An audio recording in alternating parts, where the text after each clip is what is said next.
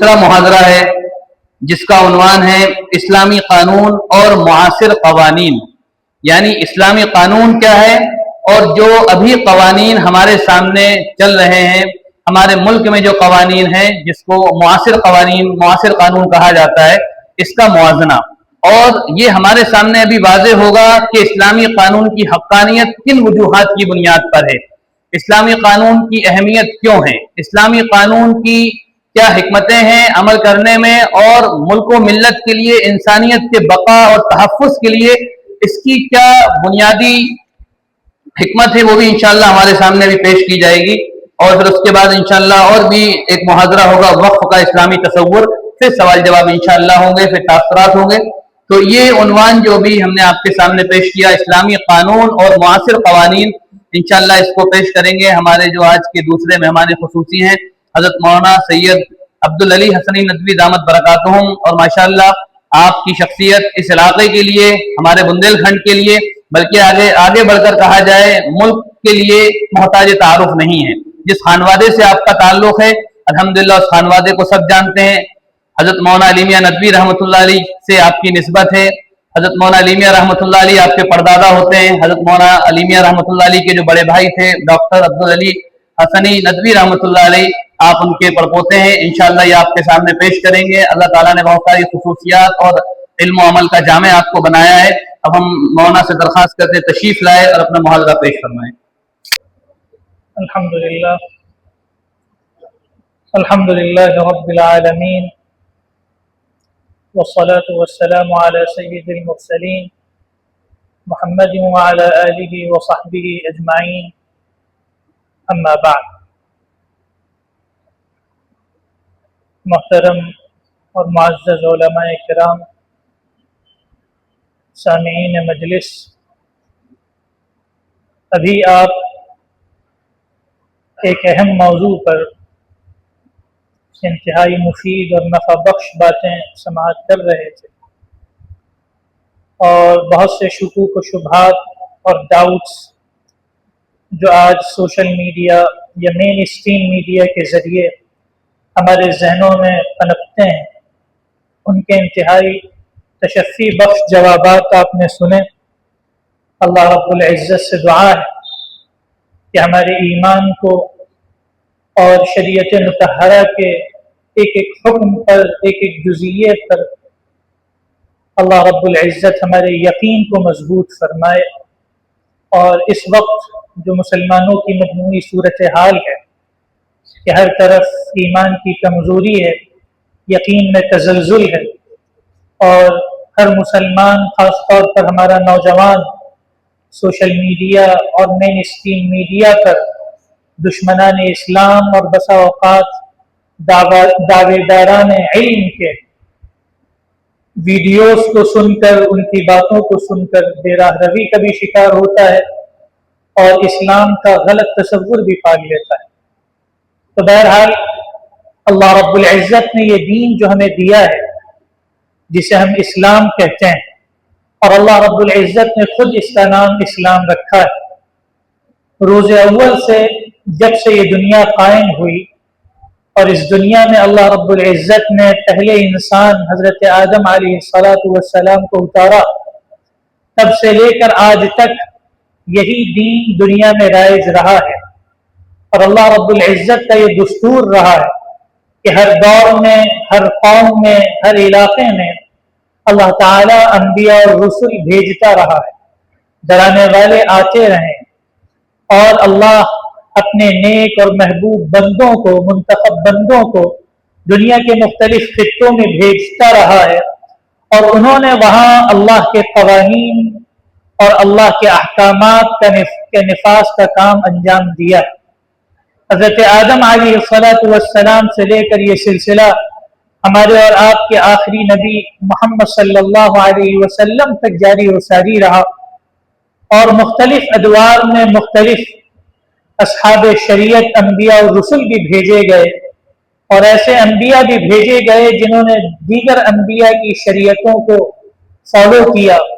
और अल्लाह के अहकामात की तरवीज व तबलीग की। हज़रत आदम अलैहिस्सलातु वस्सलाम के बाद ये सिलसिला चला, اور حضرت آدم علیہ السلام کے جینز میں اللہ نے گویا جو علوم داخل کیے تھے، ان علوم کی مختلف جہات اللہ رب العزت نے ان کی نسلوں میں پھیلا دی، اور ان کی نسلوں میں اللہ رب العزت نے علوم کی وہ پرچیں کھولیں کہ انسان کی عقلیں دنگ رہ جائیں۔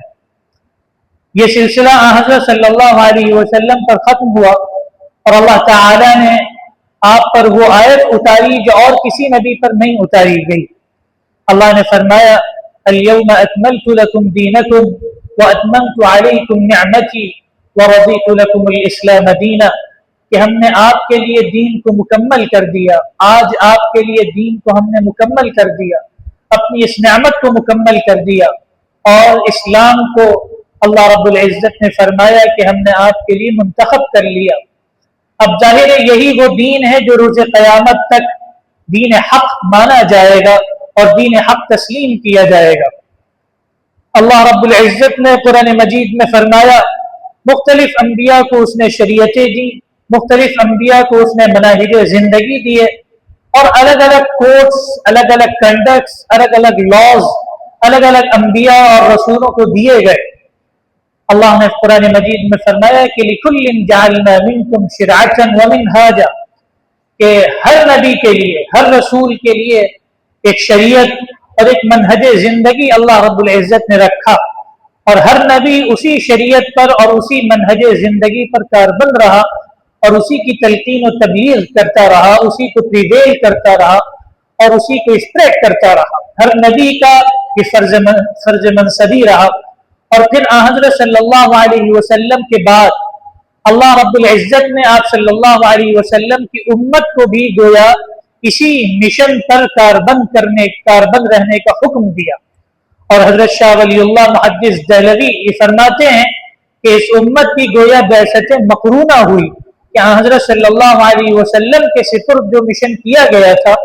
اسی مشن کو لے کر یہ امت بھی آگے بڑھے، اور دین کے اس پیغام کو جو حقیقت میں 6 جہاد ہے، جس میں دنیاوی اور دینی زندگی کا ہر پہلو شامل ہے، جس میں انسان کو تمام طرح کے احکامات و قوانین اللہ رب العزت نے دیے ہیں، اور یہ اس دین کا امتیاز ہے اور خصوصیت ہے کہ اللہ رب العزت نے اس دین کو لامحدود وسعتیں عطا کی، اور ان لامحدود وسعتوں کو اللہ رب العزت نے اس طرح جاویدانی بخشی کہ ان تمام وسعتوں میں اللہ رب العزت نے انسان کے لیے احکامات رکھے، مناہی رکھے، ڈوز اینڈ ڈونٹس رکھے کہ کیا کرنا ہے اور کیا نہیں کرنا، اور ان تمام چیزوں کو اللہ رب العزت نے کار ثواب بنا دیا۔ یعنی انسان کس طرح کھائے، کس طرح چلے، کس طرح دیکھے، کس طرح پیے، انسان کی معاشرتی زندگی ہو، سماجی زندگی ہو، انفرادی زندگی ہو، اجتماعی زندگی ہو، سیاسی زندگی ہو، عائلی زندگی ہو، زندگی کے ہر پہلو میں قوانین رکھے گئے، زندگی کے ہر پہلو میں لاز رکھے گئے، زندگی کے ہر پہلو کے لیے اللہ رب العزت نے کوڈس اینڈ کنڈکٹس بنائے کہ ان کے مطابق اگر آپ زندگی گزاریں گے تو آپ کامیاب و سرفراز ہیں، لیکن اگر ان کوڈس اور کنڈکٹس سے، ان لاز سے، ان قوانین سے سر منہ بھی انحراف ہوگا تو ناکامی آپ کا مقدر بنے گی۔ اور چونکہ یہ جو شریعت ہمارے سامنے موجود ہے یہ دنیا کی سب سے آتھینٹک شریعت ہے، اس میں کسی کو کوئی شک و شائبہ نہیں۔ آپ دشمنان اسلام سے بھی اگر پوچھیں گے تو اسلام پر طرح طرح کے اعتراض کریں گے، لیکن سب سے زیادہ اگر ان کو اعتراض کرنے میں جھجک محسوس ہوگی تو اسلام کی تاریخی حقانیت اور مصدوقیت ہے۔ یعنی اسلام کو اللہ رب العزت نے جو ہسٹوریکل آتھینسٹی دی ہے، اس شریعت کو اللہ رب العزت نے جو ہسٹوریکل آتھینسٹی دی ہے، نہ وہ ہمیں کسی مذہب میں ملتی ہے، کسی دین میں نہیں ملتی ہے، نہ کسی قدیم کانسٹیٹیوشن یا کسی ازم اور لاجی میں ملتی۔ دنیا میں مختلف ادوار میں مختلف قوانین رائج رہے اور مٹ گئے۔ گریک فلسفی کا دور رہا، یونانی فلسفہ اور یونانی تہذیب و تمدن ایک دور میں اپنے عروج پر تھی، لیکن اس کی بھی کچھ تاریخ محفوظ رہی اور کچھ مٹ گئی، لیکن انتہائی صحت اور صداقت کے ساتھ اس کی تاریخ بھی ہم تک نہیں پہنچ سکی۔ اس کے علاوہ آپ 150-200 سال پہلے بھی دنیا کو دیکھیں تو مختلف قوانین رائج تھے، لیکن وہ قوانین بدلتے رہے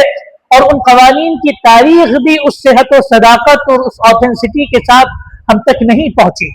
لیکن قرآن مجید اور احادیث میں اللہ رب العزت نے جو احکامات اور قوانین بیان فرمائے ہیں اور ہمیں جو تعلیمات دی ہیں ان کو بھرپور صحت و صداقت سے محفوظ کیا. قرآن مجید کو اللہ رب العزت نے اتنی صحت سے محفوظ کیا کہ جب حضرت صلی اللہ علیہ وسلم دنیا سے تشریف لے گئے تو 1,00,000 سے زائد صحابہ تھے جو قرآن مجید کو پڑھتے تھے, قرآن مجید کو یاد کرتے تھے. ان میں سے لاتعداد ایسے تھے جنہوں نے قرآن مجید کو حفظ کیا تھا, اس کے اجزاء کو یاد کیا تھا. گویا قرآن مجید میں اللہ نے جو احکامات اور قوانین بنائے تھے وہ ہر شخص کی زندگی کے اندر سرایت کر چکے تھے اور ہر شخص کی زندگی کا جزء لا ينفک بن چکے تھے. یعنی ایسا انسیپریبل پارٹ بن چکے تھے کہ اسے زندگی سے نکالا نہیں جا سکتا تھا. انہیں ان احکامات کو اوراق میں تلاش کرنے کی ضرورت بھی نہیں تھی. اس دور میں محدثین حفظ پر بہت زور دیا کرتے تھے, یعنی وہ قرآن مجید کو یاد کرتے تھے, احادیث کو یاد کرتے تھے, احکام و قوانین انہیں ازبر ہوا کرتے تھے, وہ برق گردانی کے بھی محتاج نہیں ہوا کرتے تھے. یہ حال تھا صحابہ کا, یہی حال تھا تابعین کا, یعنی ان کے جو سکسیسرز تھے, اور یہی حال تھا تابعین کا تھا. تو یہ احکامات اور قوانین اللہ رب العزت نے جو قرآن و حدیث میں رکھے تھے وہ انہوں نے اپنی زندگیوں میں داخل کر لیے تھے, یاد کر لیے تھے, اور پھر اپنی عملی زندگی سے انہوں نے ان قوانین کو برت کر دکھایا. یہ سب سے اہم پہلو ہے جسے ہم عام طور پر فراموش کر دیتے ہیں. میں بہت باریک بینی کے ساتھ اسلامی قوانین اور معاصر قوانین کا تجزیہ تو شاید نہ کروں, لیکن اس سے اہم بات یہ ہے کہ ہم یہ سمجھیں کہ صحابہ کرام رضی اللہ عنہم اجمعین کو اللہ رب العزت نے قرآن و حدیث میں جو احکامات اور قوانین دیے تھے ان احکامات اور قوانین پر انہوں نے اس طرح عمل کیا, اور ظاہر ہے انہی احکامات اور قوانین کی شفافیت تھی اور ان کے اندر اللہ رب العزت کی بے پایہ رحمت اور عنایت تھی کہ وہ جہاں بھی ان لاز, ان کوڈز اینڈ کنڈکٹس کے, ان ڈسپلنس کے ساتھ گئے وہ ابر بارہ بن کر برسے, اور بنجر سے بنجر زمین بھی ان کے وجود سے لہلہا اٹھی. وہ مصر گئے, وہ شام گئے, اور وہ آپ دیکھیں ایران گئے, اور یہاں تک کہ روم کے بعض جزیروں تک گئے, لیکن وہ جہاں بھی گئے وہ برسے اور ان کے وجود سے وہاں کی سرزمین شاداب ہو اٹھی. تو یہ صحابہ کرام رضی اللہ عنہم اجمعین کی اڈیپٹیبلٹی تھی. ظاہر ہے وہ اڈیپٹیبلٹی جو صحابہ کرام رضی اللہ عنہم اجمعین کے اندر تھی دیگر اقوام میں نہ آ سکی, بعد کے لوگوں میں نہیں پیدا ہو سکی. یہ نیچرل ہے, کیونکہ حضرت صلی اللہ علیہ وسلم کی بھی یہی حدیث ہے کہ جیسے جیسے دور گزرے گا احکامات پر عمل کرنا, اسلام پر عمل کرنا مشکل سے مشکل تر ہوتا چلا جائے گا. لیکن ہمارے لیے جو رول ماڈل ہیں, جو آئیڈیل ہیں, وہ صحابہ کرام رضی اللہ عنہم اجمعین ہیں. اسلام کے اندر اللہ رب العزت نے جتنی بھی جہات رکھی تھی, جتنی بھی تعلیمات رکھی تھی, چاہے وہ معاشرت سے تعلق رکھتی ہوں یا وہ سیاست سے تعلق رکھتی ہوں یا وہ پرسنل لا سے تعلق رکھتی ہوں, پرسنل لا اسلام کا ایک جز ہے, یہ کل اسلام نہیں ہے. اب ظاہر ہے ہم جس ملک میں زندگی گزارتے ہیں وہاں سیکولرزم ہے, وہاں ڈیموکریسی ہے, وہاں کا ایک اپنا نظام ہے. اب ان نظام ہائے زندگی کا بھی جب ہم مطالعہ کرتے ہیں, ان ازمس اور لاجیز کو, ان کانسٹیٹیوشنز کو پڑھتے ہیں تو ہمیں اندازہ ہوتا ہے. آپ 100 سال پہلے کی دنیا کا مطالعہ کریں گے تو آپ کو کمیونزم اور اسی طرح سوشلزم ہر جگہ رائج نظر آئے گا, اور یہ نظام اس وقت سکہ رائج الوقت ہے. کوئی ان نظاموں کے خلاف بغاوت نہیں کر سکتا تھا, حتیٰ کہ ان نظاموں کا جو غلغلہ ہے وہ عرب ممالک میں بھی تھا, اور عرب ادبا, مصری ادبا اور مصری مفکرین رب اللسان رہتے تھے ان نظاموں کی تعریف میں. خاص طور پر اس دور میں کمیونزم اس طرح پھیل چکا تھا کہ معلوم یہ ہوتا تھا کہ پوری دنیا کو اپنی لپیٹ میں لے لے گا, اور بظاہر بہت چارمنگ محسوس ہوتا تھا, بڑا دلکش معلوم ہوتا تھا کہ ہر شخص کو برابری کا حصہ دیا جائے. لیکن اس برابری میں بھی حقیقت میں ظلم پنہا تھا کہ ایک وہ شخص جو بالکل نکما اور کام چور ہے, اور ایک وہ شخص جو پوری زندگی محنت کر رہا ہے, قد و کاوش کر رہا ہے, دونوں کو ایک پلڑے میں کھڑا کر دیا گیا اور دونوں سے یہ کہا گیا کہ برابر برابر لے لو. اب ظاہر ہے ایسے معاشرہ ایسا ڈس بیلنس کا شکار ہوگا, عدم توازن کا شکار ہوگا کہ جو جفاکش طبقہ ہے وہ بالکل محنت اور مزدوری سے کام چور ہو جائے گا اور ہاتھ دھو بیٹھے گا, اور وہ بھی یہ سوچے گا جب بیٹھے بیٹھائے لقمہ حاصل ہو رہا ہے تو محنت کرنے کی چندہ ضرورت نہیں. اور جو تجار ہیں, جو واقعی محنت کرنے والے ہیں, بعض تو وہ ہیں جو کیپٹلسٹ ہیں, जो दूसरों का खून चूसते हैं। लेकिन बहुत से ऐसे भी हैं जो ईमानदारी के साथ तिजारत करते हैं, उनका भी दिल टूट जाएगा कि वो जितनी भी मेहनत कर ले फायदा उनको दो पाई ही का होना है, और ये जो दौलत का डिस्ट्रीब्यूशन है ये इक्वली हो जाना है। तो कम्युनिज्म का निजाम दुनिया में राइज हुआ और बज़ाहिर बहुत ही चार्मिंग लगता था। लोग ये समझते थे चूंकि कम्युनिज्म से पहले दुनिया के अंदर बादशाहत थी, शहनशाहियत थी, मुतलकुल अनानियत थी, और उस वक्त पूरी दुनिया के अंदर डिक्टेटरशिप थी, वन मैन वन आर्मी, पूरी दुनिया का यही हाल था। और उसके बाद जब इस तरह के निजाम आए, जिंदगी दुनिया में राइज हुए, तो लोगों को बहुत दिलकश मालूम हुए। लिबरलिज्म राइज हुआ, कम्युनिज्म राइज हुआ। जब लिबरलिज्म दुनिया में आया तो दुनिया को महसूस हुआ कि अब हमें आजादी मिली। लेकिन जाहिर ये तमाम निजाम आए जिंदगी यूरोपियन ममालिक में पैदा हुए, और ये यूरोपियन ममालिक में इसलिए पैदा हुए क्योंकि वहां एक अरसे तक कलीसिया ने ऐसा जुल्म और ऐसा तशद्दुद कर रखा था कि उसकी मिसाल शायद आपको पूरी इंसानी तारीख में न मिले। मजहबी जो तबका था वो पूरे यूरोप पर अपना तसल्लुत बैठा चुका था, और उन्होंने पूरे यूरोप पर अपने झंडे गाड़ रखे थे। और उनका हाल ये था कि उन्होंने जो इस्तेहसाल किया था और आम जनता का, आम पब्लिक का, कॉमन पीपल का जो एक्सप्लॉयटेशन किया था, उसकी कहीं मिसाल नहीं मिल सकती। तो उनसे आजिज आकर जाहिर रद्द अमल की कैफियत में तमाम निजामाए जिंदगी बरपा हुए। ये तमाम चीजें रेवोल्यूशनरी थी। इस्लाम कोई रेवोल्यूशनरी पैगाम नहीं देता। इस्लाम के अंदर सबात है, इस्लाम के अंदर ठहराव है, इस्लाम के अंदर इस्तिकामत है। वो किसी निजाम के रद्द अमल में नहीं पैदा हुआ है, और ये जितने भी निजाम हैं ये रद्द अमल में पैदा हुआ है। और जो रद्द अमल की नफ्सियात से शिकार होकर निजाम पैदा होता है वो एक इंतहा से दूसरी इंतहा पर जाता है। इसीलिए आप देखिए कि एक अरसे तक वहां रिलीजियस एक्सट्रीमिज्म था ईसाइयों के यहाँ बतौर खास, और ये रिलीजियस एक्सट्रीमिज्म इतना ज्यादा था कि वो जो ईसाई मजहबी तबका था उनके लिए ये आदेश था, ये हुक्म था कि वो शादी नहीं कर सकते, वो दुनियावी कामों में अपने आप को मशगूल नहीं कर सकते, वो दुनिया से बिल्कुल कते ताल्लुक होकर, किनारा कश होकर इस तरह जिंदगी गुजारे कि दुनिया से कोई रब्त न बरकरार रहे। ये निजाम उनके यहाँ राइज था। अब जाहिर है इस निजाम से रद्द अमल पैदा होना बिल्कुल फितरी और तबीई था, नेचुरल था। और जब ये रद्द अमल पैदा हुआ और रेवोल्यूशन पूरे यूरोप में फैला, तो उसके नतीजे में जो अखलाकी अनारकी और जो बेराह रवी और जो मादर पिदर आजादी फैली, उसकी मिसाल भी नहीं मिलती। यानी ये दो इंतहाएं हैं। एक तरफ रिलीजियस एक्सट्रीमिज्म जो अरसे तक राइज रहा, ऐसा रिलीजियस एक्सट्रीमिज्म के कोई आलिम, कोई फलसफी, कोई साइंटिस्ट अगर सर उठाता तो उसका सर कुचल दिया जाता, उसको अपनी बात रखने का मौका नहीं दिया जाता, और सीधा ये कह दिया जाता कि बाइबल की तालीमात के खिलाफ। तो जाहिर ये यूरोप का वो एज है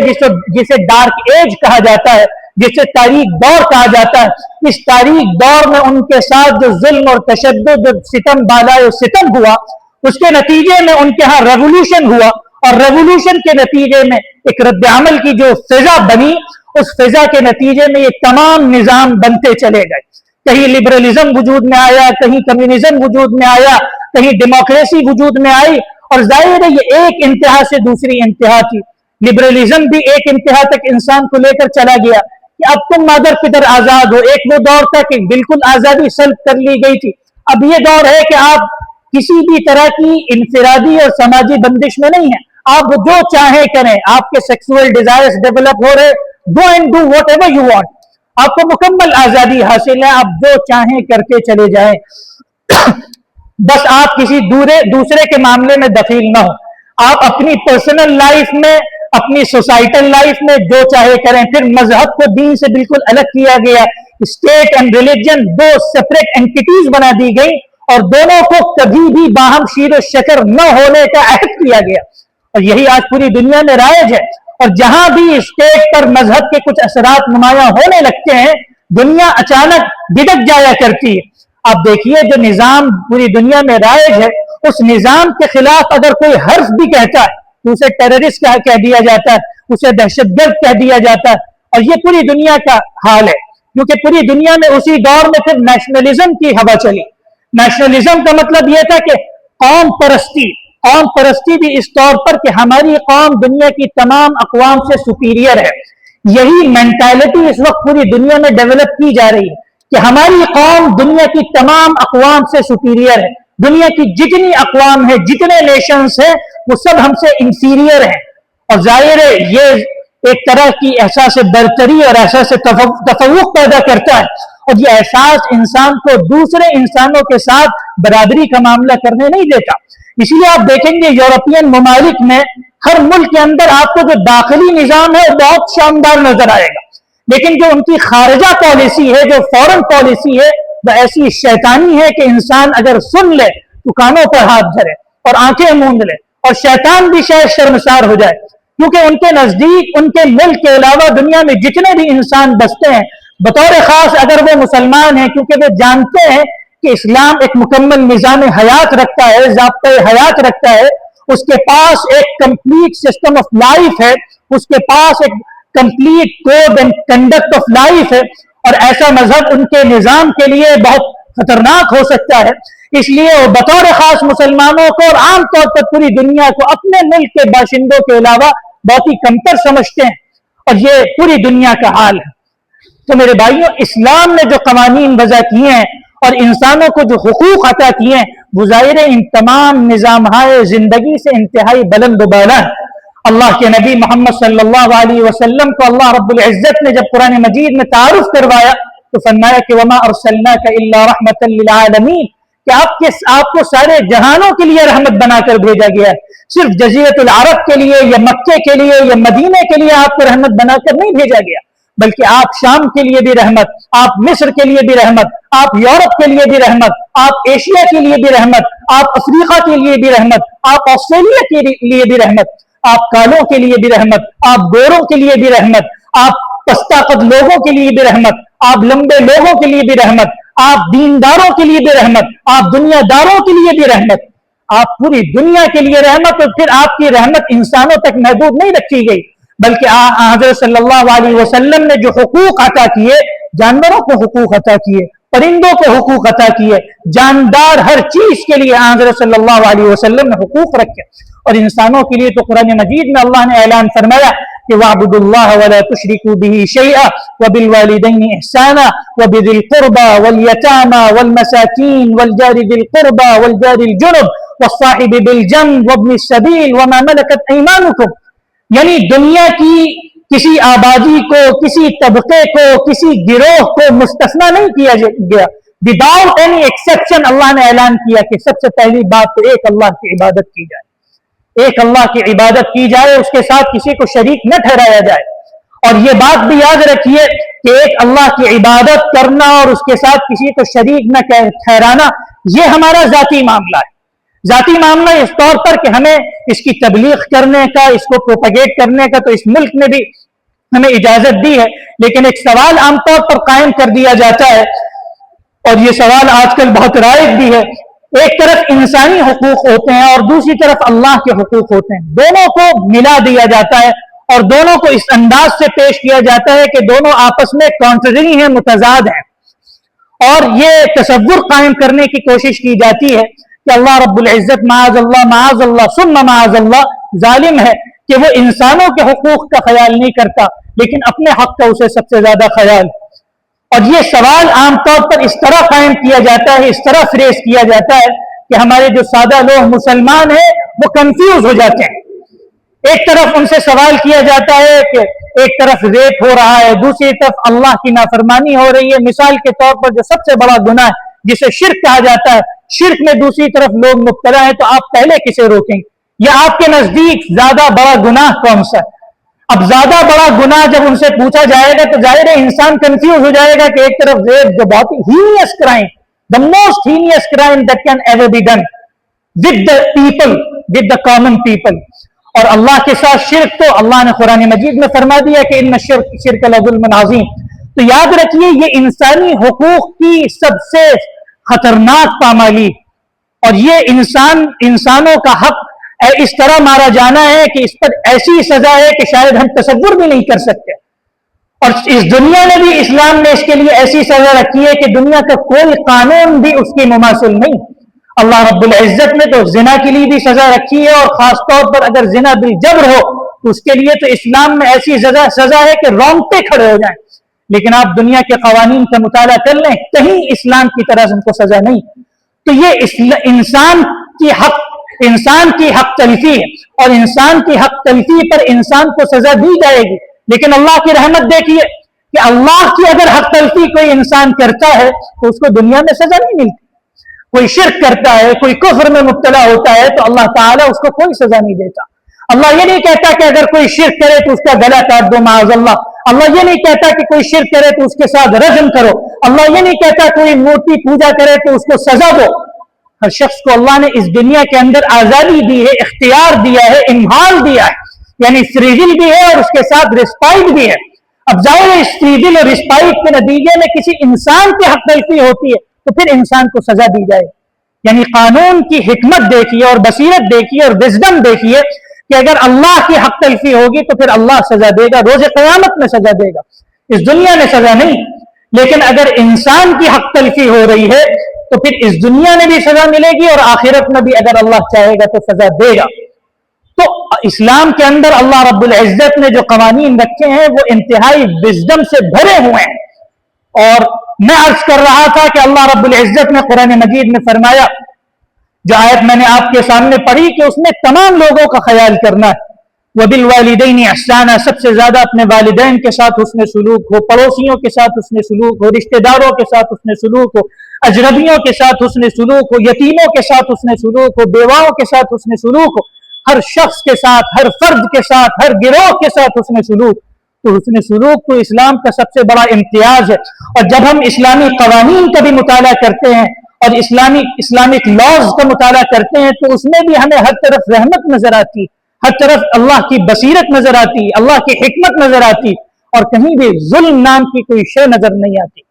تو اس لیے آپ دیکھیں کہ اللہ نے قوانین جو قرآن و حدیث میں بیان فرمائے ہیں وہ اٹل اور اٹوٹ ہیں، وہ ایٹرنل ہیں، وہ بدلنے والے نہیں ہیں۔ اور دنیا کے جتنے بھی قوانین ہیں ان میں امینڈمنٹس ہوتی ہیں، ان میں پیٹیشنز دائر کر دی جاتی ہیں، ان میں ترمیمات ہوتی ہیں، ان میں تبدیلیاں ہوتی ہیں، اور یہ ناگزیر ہے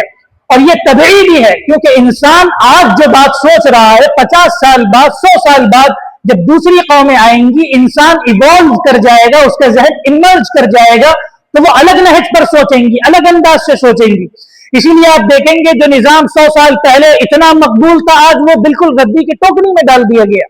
اور آج جو نظام مقبول ہے ہم نہیں جانتے 100 سال بعد اس نظام کا کیا حشر ہوگا۔ لیکن اللہ نے قرآن و حدیث میں جو نظام بیان فرما دیا اور جو قانون بیان فرما دیا وہ اٹل ہے، وہ اٹوٹ ہے، وہ چینجبل نہیں ہے۔ قرآن مجید کے بارے میں اللہ نے فرمایا کہ یہ کتاب بوسیدہ نہیں ہو سکتی، نہ اس کے الفاظ بوسیدہ ہو سکتے ہیں، نہ اس کے احکامات بوسیدہ ہو سکتے ہیں، نہ اس کے لاز بوسیدہ ہو سکتے ہیں، نہ اس کے کمانڈمنٹس بوسیدہ ہو سکتے ہیں۔ یہ کل بھی یوں ہی تھی، آج بھی یوں ہی ہے، اور روز قیامت تک یوں ہی رہے گی، کوئی تبدیلی اس میں نہیں ہو سکتی۔ تو قرآن و حدیث میں اللہ رب العزت نے جو قوانین بیان فرمائے ہیں وہ ہمارے لیے سب سے بڑھ کر کامیابی کا راستہ ہے۔ اور یہ یاد رکھیے اس ملک کے اندر جو قوانین ہیں انہوں نے ہمیں اجازت دی ہے کہ ہم اسلام کے قوانین پر عمل کر سکیں، بطور خاص پرسنل لا پر ہم عمل کر سکیں۔ پرسنل لا کا مطلب یہ ہے کہ آپ اپنا نکاح اسلام کے مطابق کر سکیں، طلاق وغیرہ کے معاملات اسلام کے مطابق انجام دے سکیں، وراثت کی تقسیم اسلام کے مطابق کر سکیں، اور اس کے علاوہ بھی جو ہماری معاشرتی زندگی ہے، زندگی کے ہر پہلو پر اللہ رب العزت کے لاز موجود ہیں، اس کے احکامات موجود ہیں، تو اس کے لاز اور اس کے احکامات، اس کے کوڈز اینڈ کنڈکٹس کا ہمیں مطالعہ کرنا ہوگا، اور اپنی زندگی کے ایک ایک لمحے میں اور اپنی زندگی کے ایک ایک شعبے اور ایک ایک ڈپارٹمنٹ میں اللہ کے احکامات کو کنسیڈر ہی نہیں کرنا ہوگا بلکہ امپلیمنٹ کرنا ہوگا۔ یہ ہماری اور آپ کی ذمہ داری ہے، اور جب ہم یہ عمل انجام دیں گے تو پھر اللہ رب العزت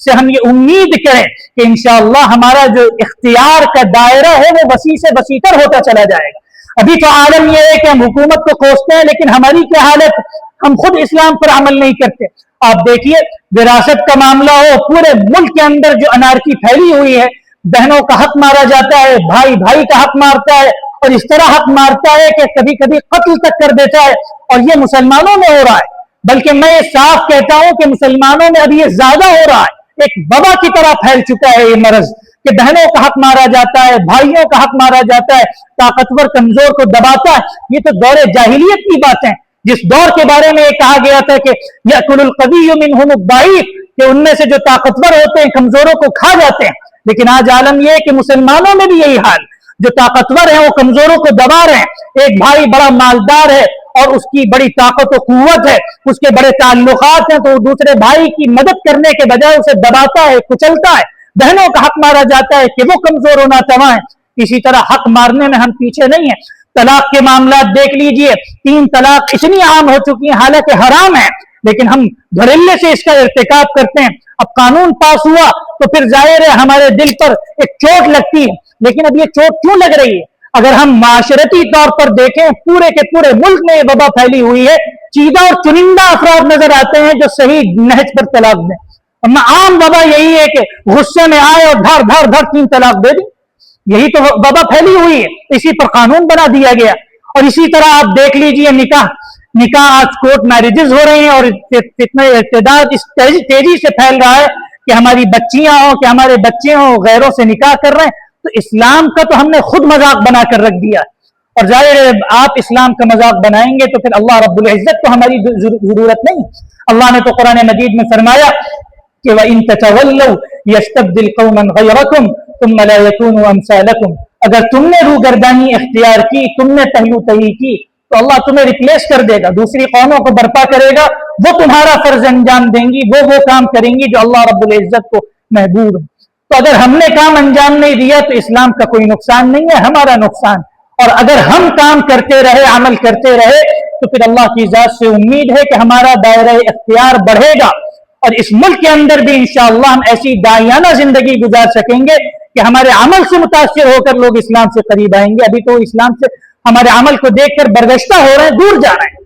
तो मेरे भाइयों, इस्लाम के अंदर अल्लाह रब्बुल इज्जत ने जो कवानीन रखे हैं, जो अहकामात रखे हैं, पहली बात तो ये कि वो हर चीज पर मुहीत हैं। हमारी समाजी जिंदगी हो, हमारी अखलाकी जिंदगी हो, हमारी इनफिरादी इंडिविजुअल लाइफ हो, या हमारी सोसाइटल लाइफ हो, या हमारी पॉलिटिकल लाइफ हो, या जिंदगी का और कोई महवर हो, जिंदगी का और कोई शोबा हो, कोई डिपार्टमेंट हो, हर शोबे के लिए अल्लाह रब्बुल इज्जत ने कुरान मजीद में और हज़रत सल्लल्लाहु अलैहि वसल्लम ने अपनी अहादीस में बहुत तफसील के साथ अहकामात बताए हैं, और ये अहकामात हिस्टोरिकल ऑथेंटिसिटी के साथ हम तक पहुंचे हैं। अब हमारी ये जिम्मेदारी है कि ये जो वर्कशॉप्स होती हैं, इनका मकसद यही है कि हमारे नौजवानों के अंदर अवेयरनेस पैदा की जाए, हमारे नौजवानों को इनलाइट किया जाए और वो इस्लाम के अहकामात पर अमल कर सके। उनके जहन में जो डाउट्स हैं, जो शुकूक व शुबहात हैं, वो क्लियर किए जा सके, ताकि वो खुद भी इस्लाम पर अमल करें और दूसरों को भी इस्लाम पर अमल करने पर आमादा करें। अल्लाह रब्बुल इज्जत से दुआ है कि जो बातें कही गई इससे पहले और अब, उन पर हमें अमल करने की तौफीक अता फरमाए और इस मजमे तो यहाँ आने को कबूल फरमाए। और अल्लाह रब्बुल इज्जत से दुआ है कि जो प्रोग्राम की इंतजामिया है, जिन्होंने मेहनत करके प्रोग्राम मुनाकिद किया, अल्लाह उनकी मेहनतों और काविशों को भी शरफ कबूलियत अता फरमाए। आमीन व आखिर दावाना अल्हम्दुलिल्लाहि रब्बिल आलमीन।